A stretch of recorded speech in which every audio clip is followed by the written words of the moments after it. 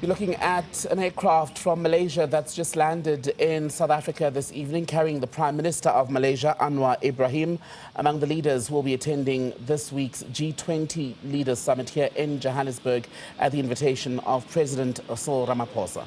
And of course, he has, in fact, started by visiting the African Union Commission, which is quite a historic moment. They're being received by His Excellency Mahmoud Ali Yusuf, the chairperson of the AU Commission. And this is the first ever visit by a Malaysian Prime Minister, marking a significant milestone, particularly when it comes to the African Union as it's concerned. And you look at Africa-Malaysia relations, for example, because this is a time that President Cyril Ramaphosa says it's not just about South Africa, but it is about the rest of the continent, and also how then the continent even asserts itself as far as the world stage is concerned.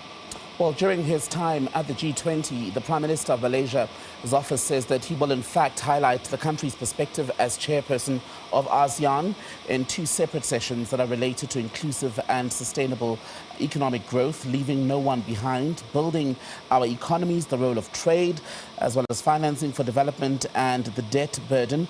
The other conversation that he's going to participate in is titled A Resilient World, the G20's contribution, disaster risk reduction, climate change, just energy transitions, food systems as well. The Prime Minister is expecting to leverage, his office says, the platform to constructively contribute to G20 discussions on emerging global economic and environmental issues, particularly those of importance to the global south, as Bongi was referencing, the African continent. He's also, by the way, going to hold a bilateral meeting with President Cyril Ramaphosa to build, he says, on the upcoming or upon the outcomes of Ramaphosa's visit to Malaysia, which happened just last month in conjunction with the 47th ASEAN Summit and other related gatherings.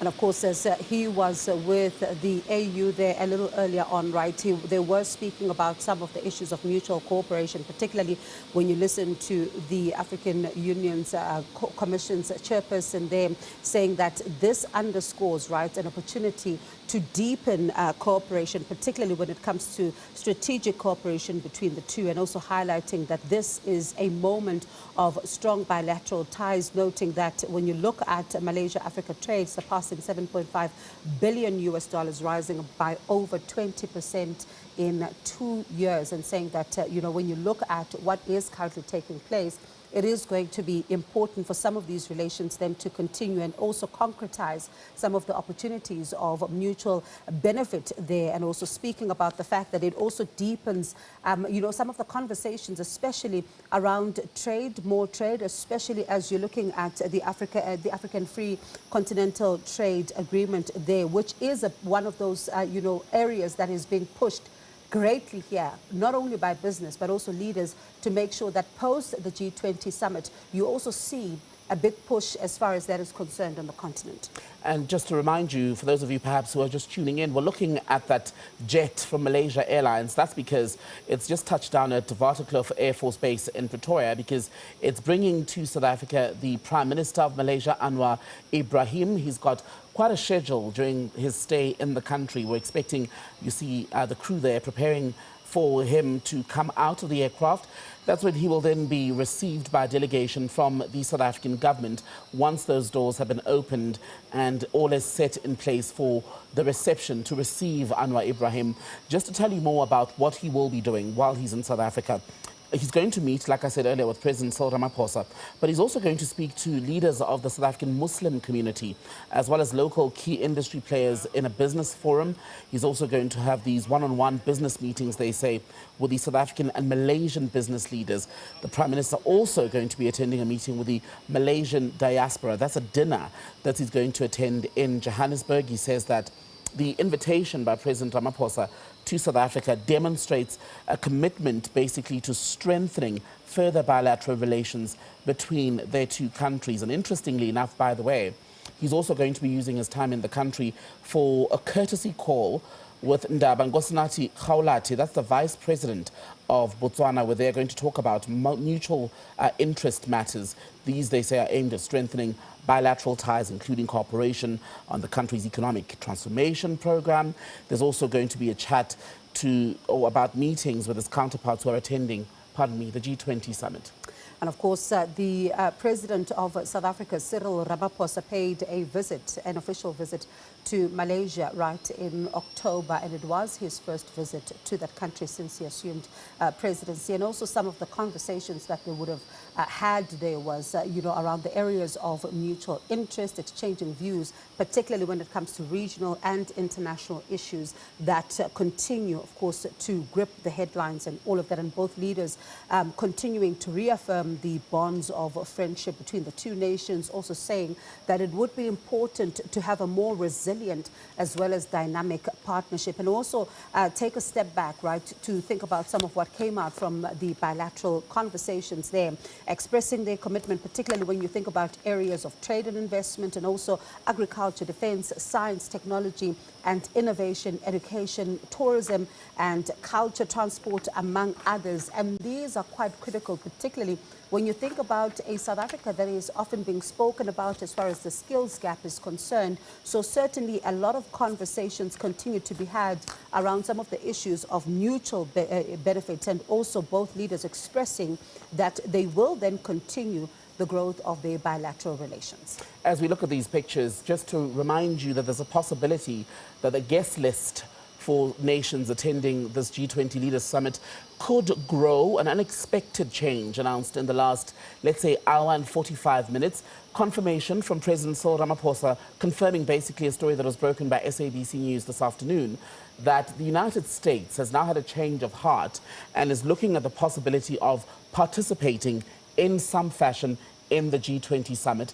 That remains interesting because President Donald Trump of the United States had basically sworn up and down that not a single person from his administration would participate.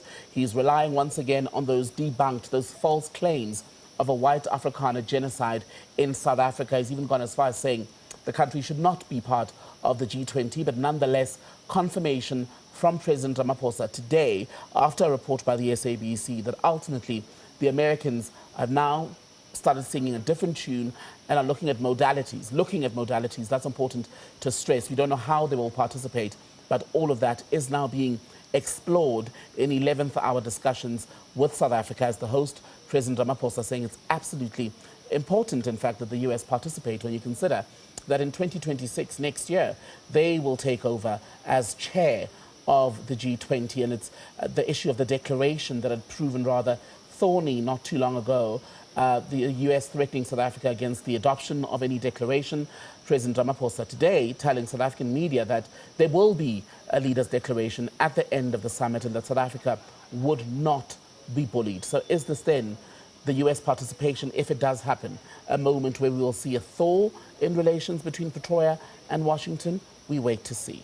And as we wait to see, President Ramaphosa also telling the media earlier on that the talks are going well. And remember, a little earlier on this week, we had a conversation with the Sioux Sherpa, who are speaking about the conversations that are taking place behind closed doors, saying they have not had difficulties as far as those conversations were concerned, but indicating that they did receive communication from the United States at the weekend. And the president today also saying that he is confident that things are moving forward, and it does seem that things were going quite well, and also stressing that South Africa will not be bullied. And when you look at the declaration, of course, it's also going to be interesting because that particular declaration not only speaks about where the US finds itself, but it also speaks about how does the declaration find expression with different leaders, because some of them may not agree on certain wording of the declaration. And when they don't agree on that, how then do you begin to work around it? Think about, for example, Brazil, when there was that proposal of the wealth tax, and it didn't receive a resounding applause from many in the room, and thus was then abandoned. But how then do you also begin to deal with the issues of climate resilience? Because disaster funding is also going to be an important conversation that takes place here, given the adverse weather conditions that continue to batter some parts of the globe. So a lot of conversations, and this is going to be interesting when you think about the declaration. Who then will then be saying, as a country, we possibly do not agree with this? Can you change it? When you do, how do you begin then to ensure that the declaration, in fact, takes everybody on board? Because we do know these are some of the contested spaces. Once again, you're looking at a live shot from Waterkloof Air Force Base. That's in Pretoria. Those pictures will stabilize soon. It's a Malaysia Airlines aircraft. We're waiting to see the Malaysian Prime Minister Anwar Ibrahim disembark. He is here for the G20 leaders gathering, but he will also meet with President Cyril Ramaphosa. In fact, I'm looking at a Malaysian publication which says that courtesy visit to President Ramaphosa will happen on November 21st. So that's tomorrow. They said around 10:30 a.m. That, as I'm saying, is from Banama Biz, a Malaysian-based publication. Now, pictures from Waterkloof Air Force Base here in Gauteng, where the Malaysia Prime Minister Anwar Ibrahim has arrived in the last half an hour or so. His delegation, they're being greeted by a delegation from South Africa. I see the Deputy Minister for Defence and Military Veterans, Bantu Holomisa, is among the people on the tarmac greeting the Prime Minister Anwar Ibrahim on his arrival in South Africa to attend the G20 Leaders Summit. He's also going to meet with President Cyril Ramaphosa. A bilateral courtesy call is what we're expecting to see happen tomorrow on the 21st of November. We're going to see many more such arrivals in the country. Some leaders arriving at Waterkloof Air Force Base, and I think Ora Tambo as well is being used to receive some of them. But Ibrahim, by the way, for context, is here as leader of ASEAN in the current term. And as it begins to rain then in Waterkloof, it's beginning to drizzle then, we're seeing the arrival of yet another leader who's looking forward to engagements as South Africa hosts the first ever G20 on African soil. And these are two countries that would have agreed in October and reaffirming their commitment to strengthening cooperation, especially in agriculture, particularly in areas of food security, sustainable farming practices, and agrotourism.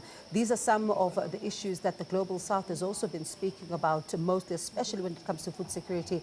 And this coming up as well at the social summit, given some of the challenges that some of the countries are facing, particularly we're not only facing the impact of climate change, but also the impact of climate financing, as well as some of what that then means, especially when it comes to the issues of even tariffs, for example. What does this then mean for food security in some of these countries?